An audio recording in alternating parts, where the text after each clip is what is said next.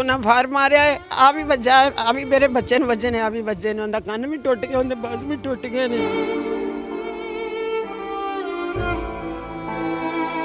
जिथे मारिया ने मैंने तो उस सुंजी थां दा भी नहीं पता, असीं अज तक नहीं वेख्या इन्ना जनाजा हुंदा। खामोश इंसान थे, बहुत ही अच्छा था, कभी किसी के साथ उसका झगड़ा नहीं, कभी किसी के साथ कुछ नहीं।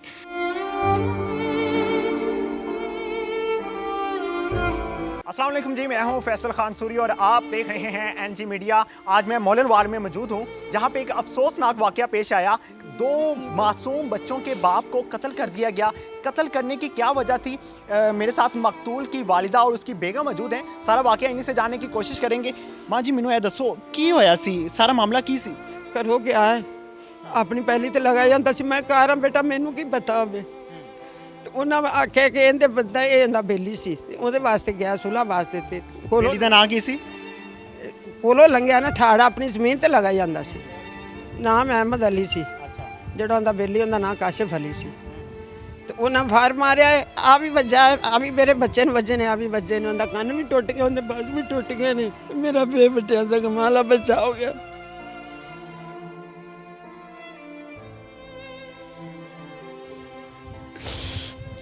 ਸਾਨੂੰ ਕਮਾ ਕੇ ਖਵਾਉਂਦਾ ਸੀ, ਅਸੀਂ 8 ਜੀ 8ਵਾਂ 7 ਅਸੀਂ ਸਾਨੂੰ ਉਹ ਪਾਲਦਾ ਸੀ, ਉਹ ਹੀ ਖਵਾਉਂਦਾ ਸੀ। ਉਹ ਵੇਲੋ ਟਰੈਕਟਰ ਖਲਾ ਜੇ, ਉਹਨੂੰ ਕੋਈ ਹੱਥ ਨਹੀਂ ਲਾਉਂਦਾ, ਨਹੀਂ ਕੁਛ ਲਾਉਂਦਾ।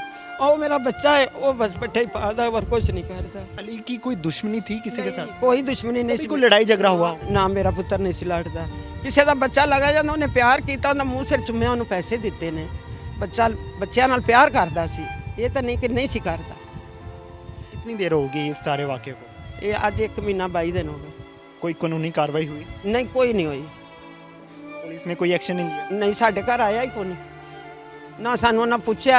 जिथे मारिया ने मैंने तो उस सुंजी थां दा भी नहीं पता, मैं तो घर सा, उत्थों चुक के लै गए ने। तो मैनू तो रात के 1 बजे मिलिया, तो सवेरे नूं आया ने उन्होंने पीर साहब सन पाकपतन शरीफ वाले। उन्हें आख्या सी रात च पढ़ लिया जुम्मा, तो नहीं तो इत्थे आन गए। उन्हें जुम्मा पढ़ के लै गए ने। इन्ना को मेरे बच्चे का जनाजा होया, इन्ना को होया ने इंतहा ही कोई नहीं। एडे एडे बुढ़े बाबे ने आंदे ने, असीं अज तक नहीं वेख्या इन्ना जनाजा हुंदा। मेरी तो गंढ खाली कर गया, मैं तो उन्हें सारे तो टुरती सा। मेरे पुत्र ने कभी मैनू जवाब नहीं सी दिता, सानू तो वह पालदा सी। उन्हें कमा के लिया, उन्हें सानू देना, जदों जरूरत पैनी आखना लिया बेटा, उन्हें आखा ठीक है। कभी बेटे ने जवाब नहीं सी दिता। ये निक्कियां निक्कियां बच्चियां ने, मैं इन्होंने आनी तुहाडा पापा सुधिया गया, तुहाडे वास्ते खजूरा लियावेगा, चीज़ी लियावेगा, देगा। तो मैं किन्ने को झूठ मारा, मांदी नहीं पापा लै गए ने, इन्हूं दफना के उत्ते फुल पाए ने, मैं जाके फुल ही ला देंगी। तो मैं जिंदे नाल लभू ही करदा है, उन्होंने ना नहीं कही आउंदा, आंदी मिट्टी पुट के असीं दोवें पैना खिच के कार ले आवांगे।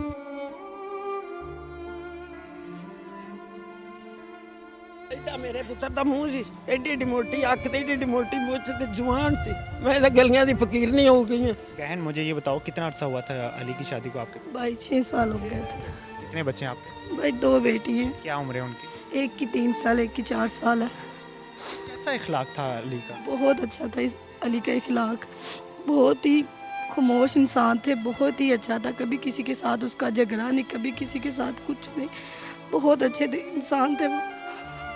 वो कत्ल हुआ है उस दिन वो सुबह के टाइम आपसे मिलकर गया होगा, कोई बात की उसने? नहीं भाई, कोई बात नहीं की। बस जाते हुए मैंने चेकअप करवाना था, इधर जाना था दवाई लेने के लिए, तो मुझे कह रहे थे बस मैं आ रहा हूँ, आप आते, मेरे बच्चे भी आ जाते, कपड़े उनको डालो, मैं आ रहा हूँ, आके आपके साथ मेडिसिन लेके आता हूँ। बस इतनी बात उसकी मेरे साथ हुई, उसके बाद कोई बात नहीं हुई मेरी।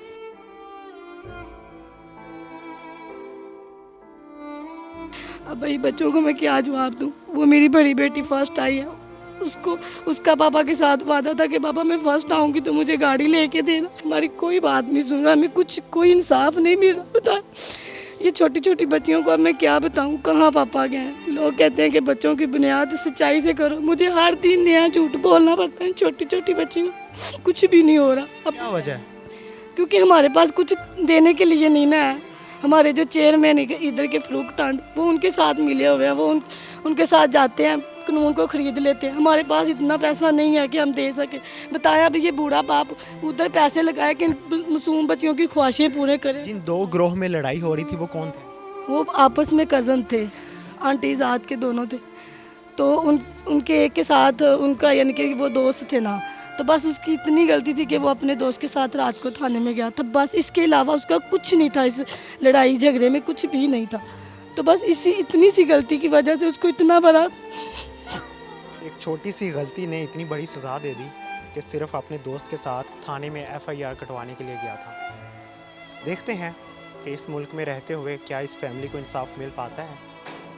ये सवालिया निशान है कि हमारे अदारे सोए रहते हैं, ये जागते हैं, या इन बच्चों को और अली की मिसिस को इंसाफ देते हैं या नहीं। इसी के साथ मुझे दीजिए इजाज़त।